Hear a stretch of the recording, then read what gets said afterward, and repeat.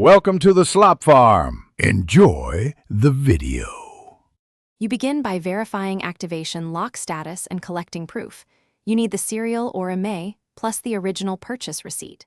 Once done, contact the original Apple ID owner and ask them to remove the device from their iCloud. This is the fastest legal route. If you cannot reach the owner, prepare a scanned proof of purchase and photo ID to present to Apple support. Make sure all files are clear, dated, and match the device details so there's no delay. You now submit an activation lock removal request to Apple support with your proof of purchase and ID. Explain the chain of ownership clearly and include the device IMEI. If this phone was issued by an organization, make sure IT removes MDM enrollment first, because that blocks Apple's standard removal process. Once Apple confirms receipt, monitor email for instructions and case numbers. Do not rely on unofficial bypass tools.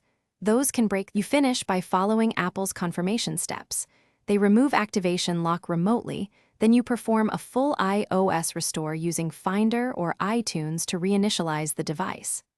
After restore, sign in with your Apple ID.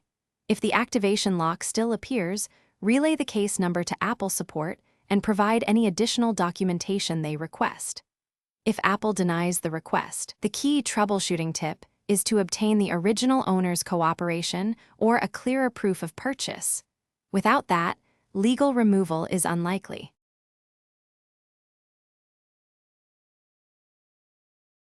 Thanks for watching.